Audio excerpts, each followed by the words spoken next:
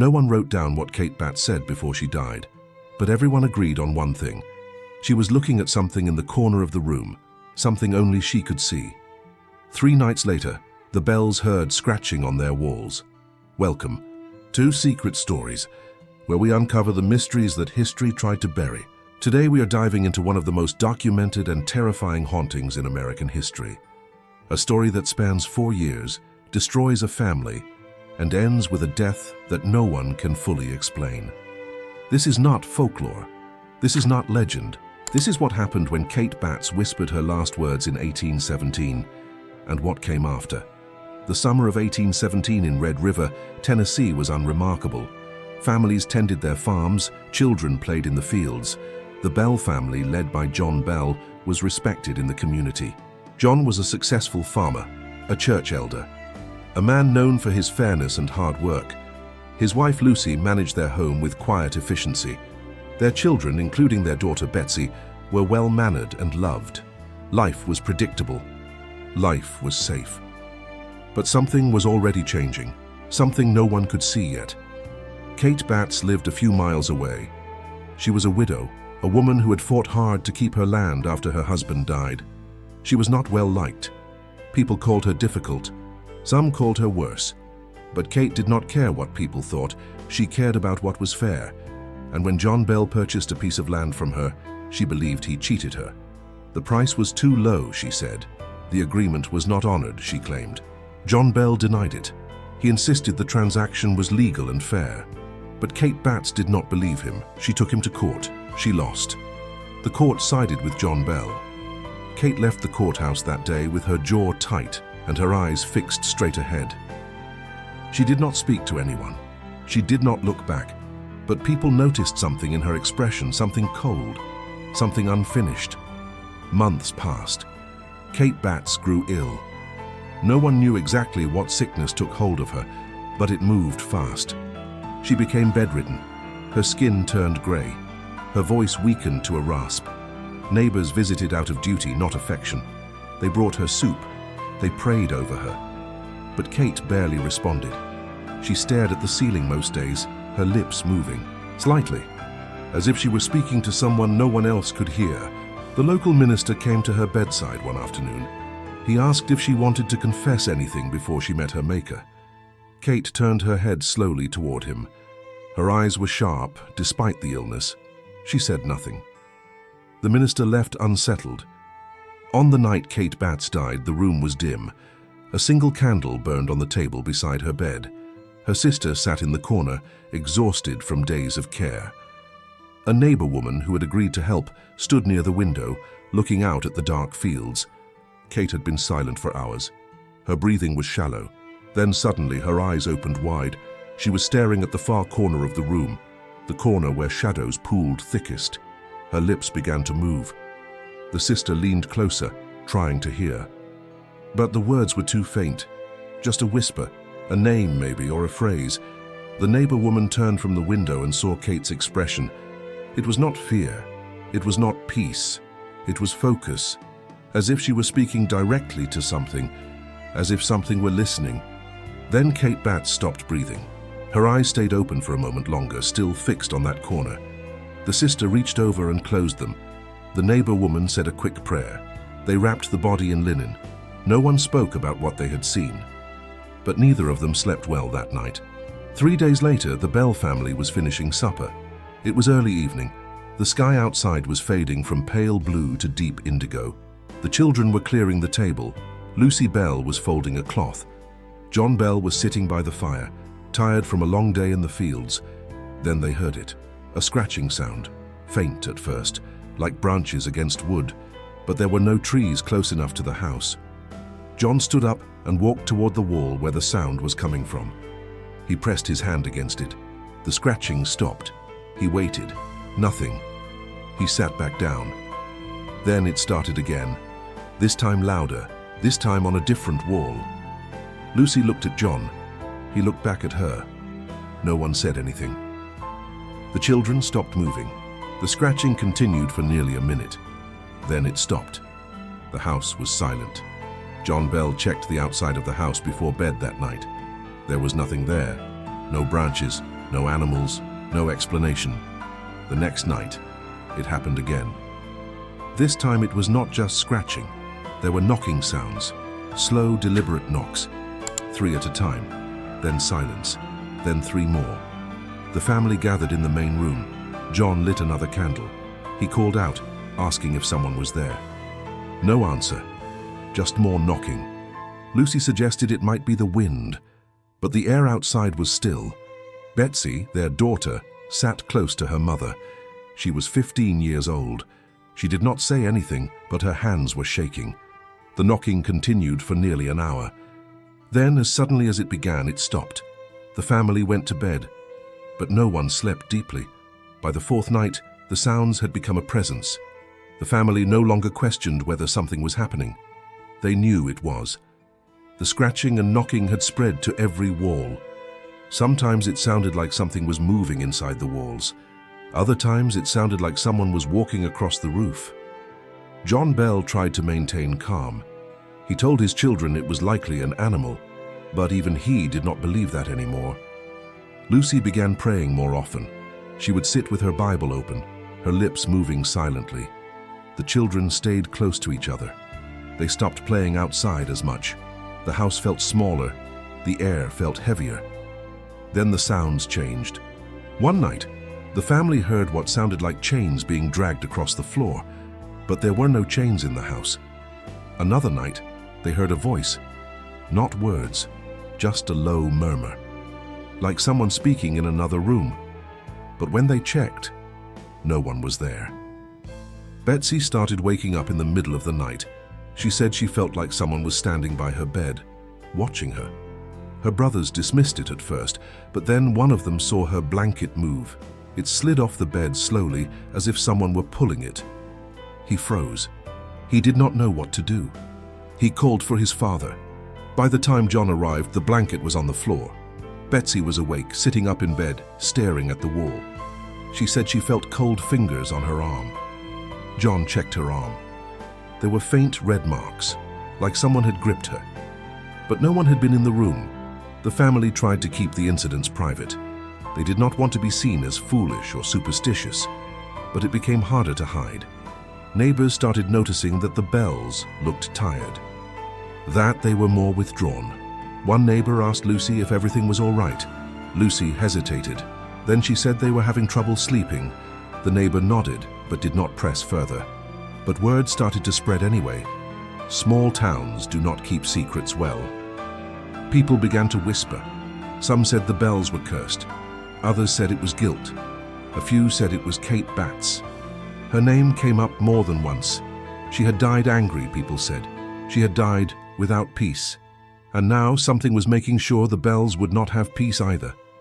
John Bell tried to ignore the rumors. He focused on his work. He plowed his fields, he mended fences, he kept his head down. But the incidents at home were getting worse. Betsy was being targeted more and more. She would be sitting at the table and suddenly cry out, holding her face. Red marks would appear on her cheek, as if she had been slapped. But no one was near her. Her hair was pulled so hard one night that she screamed. Her mother ran to her room and found her on the floor, tears streaming down her face, clutching the side of her head. There was no one else there. Lucy held her daughter and prayed, but the attacks did not stop. Then the voice became clearer. It started as whispers, words that were almost recognizable, but not quite. The family would hear it late at night, coming from the hallway or the attic. Then one evening, as the family sat together in silence, the voice spoke a full sentence. It was a woman's voice, low and steady. It said, "I am here." Everyone froze. No one moved. No one breathed. Lucy whispered a prayer. The voice laughed. Not a cruel laugh, not a mocking laugh, just a soft, knowing laugh, as if it were amused. Then it said, "I know what he did." John Bell stood up. His face was pale. He asked who was speaking. The voice did not answer. But from that night on, it spoke more often. The voice knew things. It knew the names of everyone in the house. It knew what John Bell had for breakfast. It knew what Lucy prayed about. It knew what Betsy dreamed. And it used that knowledge. It would comment on private conversations. It would repeat things that had been said when no one else was around. The family realized they had no privacy. Whatever this was, it was always listening, always watching. The psychological weight of that was crushing. John Bell became more withdrawn. He stopped attending church as often. He stopped socializing. He looked older. His shoulders sagged. His eyes lost their sharpness. Lucy tried to hold the family together. She cooked meals. She kept routines. She read scripture aloud every night. But even she was breaking. She flinched at small sounds. She checked over her shoulder constantly. She started sleeping with a candle burning beside the bed. The children were quiet. They did not laugh as much. They did not argue. They moved through the house like ghosts themselves. And Betsy, poor Betsy, became a shadow of who she had been. She was pale. She barely ate. She stopped singing. She had been engaged to a young man named Joshua Gardner. He was kind. He loved her. But the voice hated him. Every time Joshua visited, the voice would scream. It would throw objects. It would curse him by name. Joshua tried to be strong. He tried to stay. But eventually even he could not take it. He told Betsy he loved her. But he could not marry into this. He left. Betsy did not cry. She just nodded. She had expected it. The voice laughed that night. A long, satisfied laugh. Word spread beyond Red River. People came from neighboring towns to see if the stories were true. Some came out of curiosity. Some came out of concern. A few came hoping to help. John Bell reluctantly allowed visitors. He did not want to be seen as a spectacle, but he also did not know what else to do. Maybe someone would have an answer. Maybe someone would know how to stop it. One of the visitors was a man named Andrew Jackson. Yes, that Andrew Jackson, future President of the United States. He had heard about the Bell Witch, as people were starting to call it, and he wanted to see for himself. He arrived with a small group of men. They were confident. They joked on the way to the house. They did not believe in ghosts, but that confidence did not last. They spent one night in the Bell home. The voice spoke to them. It called Andrew Jackson by name. It told him things about his past, things no one in Tennessee should have known. Jackson's men were shaken. One of them tried to leave in the middle of the night. The door would not open. He pulled and pulled, but it would not budge. Then the voice said, "You will leave when I say you can leave." The man backed away from the door. He sat down in the corner and did not move until morning. When the sun came up, the group left quickly. Jackson himself later said he would rather fight the British again than spend another night in that house. He never spoke publicly about the details, but he never denied that something happened. By the third year, John Bell was a broken man. He had lost weight. His hands shook. He had trouble concentrating. The voice mocked him daily. It called him a thief. It called him a liar. It said he deserved everything that was happening. And then it started making threats. Direct threats. It said, "I will kill you, John Bell." It said it more than once. At first, John tried to dismiss it. But as time went on, he started to believe it. He told Lucy one night that he did not think he would live much longer. Lucy begged him not to say that. She begged him to fight, but John just looked at her with tired eyes. He said he was already fighting. He had been fighting for 3 years, and he was losing. The attacks on John became physical. He would feel sudden sharp pains in his jaw. His tongue would swell for no reason. He had difficulty swallowing. Doctors were called. They could not find a medical cause. They gave him medicine, but it did not help. The voice would laugh while he suffered. It would say, "This is only the beginning." John spent more time in bed. He stopped working the farm. His sons took over. Lucy stayed by his side. She prayed constantly. She read to him. She tried to keep his spirits up. But John was slipping away. On the morning of December 20th, 1820, Lucy went to wake her husband. He did not respond. She shook him gently. Nothing. She shook him harder. Still nothing. She called for her sons. They came running. They checked for a pulse. There was none. John Bell was dead. His face was calm. There were no signs of struggle. But on the table beside his bed there was a small bottle. It was not a bottle Lucy recognized. It was not medicine the doctor had prescribed. One of the sons picked it up. It was half empty. The liquid inside was dark, almost black. He opened it carefully and sniffed. The smell was bitter and strange. He asked his mother if she knew what it was. She shook her head. Then the voice spoke. It filled the room, loud and clear. It said, "I gave him that, and I gave him enough." The family stood frozen. The voice continued, "He is dead, and I am satisfied." Then it laughed, that same low, knowing laugh. And then it was silent. The family buried John Bell 3 days later. The funeral was attended by many people from the community. Some came to pay respects. Others came out of morbid curiosity. The voice did not speak during the service, but people said they felt something. A presence, a weight in the air. Lucy Bell stood by the grave with her children. She did not cry. She had no tears left. Betsy stood beside her mother, her face blank. She had not spoken much since Joshua left. She would not speak much for the rest of her life about what happened in that house. The family tried to move on. But moving on from something like that is not simple. The voice appeared one more time after John Bell's death. It spoke to Lucy. It said it was leaving. It said it had done what it came to do. It said it might come back one day, but not for a long time. Lucy asked why. Why had it done this? Why had it taken her husband? The voice did not answer. It just said, "He knows why," and then it was gone. The house was silent, truly silent. For the first time in 4 years, there was no scratching, no knocking, no voice. The Bell family stayed in that house for a while longer. But eventually they left. They could not stay in a place that held so much pain. The house was sold. Other families lived there. Some reported strange occurrences, others did not. But no one ever experienced what the Bells experienced. Years later, people still talked about the Bell Witch. Historians documented it. Researchers investigated it.